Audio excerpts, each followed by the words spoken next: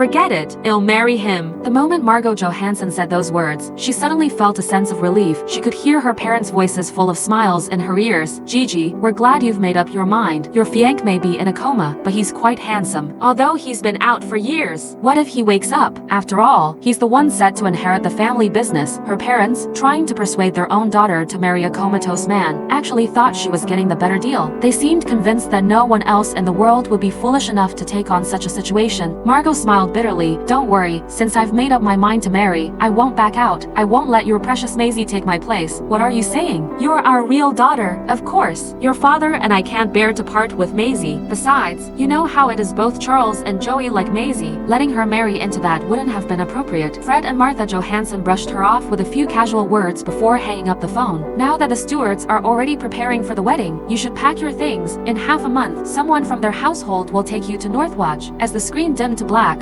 Margot Johanson couldn't help but glance at the framed photograph on her desk. In the photo, her parents, her older brother, Charles Johanson, and her childhood friend, Joey Griffin surrounded her as she stood in the center. She was dressed in a princess gown and crowned with a tiara. Their faces radiated affection for each other. At that time, a saying had circulated widely in their social circle: who wouldn't want to be Margot Johanson? Everyone envied her for having parents who treated her like a precious jewel, a brother who doted on her endlessly, and a childhood friend whose world revolved entirely around her. Margot, too, had believed she would spend her life wrapped in such happiness, but at 18, she discovered the weight of a promise she never made. It was an engagement arranged by her grandfather, Benedict Johanson, before his passing. Margot was deeply in love with her childhood friend Joey and thought her family would dissolve the engagement once she came of age, but fate dealt a cruel twist. Her fiancé, Dominic Stewart, became comatose after a car accident, and to avoid being branded as unfaithful or opportunistic, the Johansons felt compelled to honor the arrangement. Yet, the thought of sending their beloved daughter to care for a comatose man was unbearable for them, and they agonized over the situation. In the end, the Johansons devised a solution. They adopted a foster daughter to take her place, and so, Maisie Johanson, an orphan who had grown up in a shelter and wandered the streets, entered the Johanson household. Feeling guilty for making Maisie stand in for Margot, the Johansons lavished her with affection. Every month, her parents gave her $700,000 as an allowance, while Charles showered her with an endless stream of luxury goods. Even Joey bent over backward to fulfill Maisie's every request. Margot herself gave up everything she had without complaint. When Maisie wanted her room, Margot gave it to her. When Maisie wanted her trophies, Margot handed them over. When Maisie developed kidney failure and needed a transplant, Margot offered her own. Margot never imagined that Maisie's character would be so vile. After becoming part of the Johansons, Maisie repeatedly framed Margot for her misdeeds. Over just 5 years, she schemed to steal all the love and attention that had once been Margot's. Charles fell for Maisie, as did Joey. Even Fred and Martha began hinting that they couldn't bear to see Maisie marry into another family. Instead, they subtly encouraged Margot to fulfill the marriage contract herself. Margot was not someone who would break a promise. At first, she resisted only because of her mutual love for Joey and her unwillingness to leave her parents and Charles behind. But now, since they all seemed to prefer Maisie's company, she decided she might as well go through with the marriage. After all, the marriage contract had always been hers. Thinking of the date her parents had mentioned, Margot picked up a pen and circled the day on the calendar. It was 2 weeks away. Inside the red circle, she wrote the word departure before heading upstairs. Just as she reached the second floor, the sound of the front door opening echoed through the house. Standing at the doorway were two familiar figures. It was Charles and Joey. The two men hurried upstairs, and before Margot could react, they shoved her forcefully down the staircase.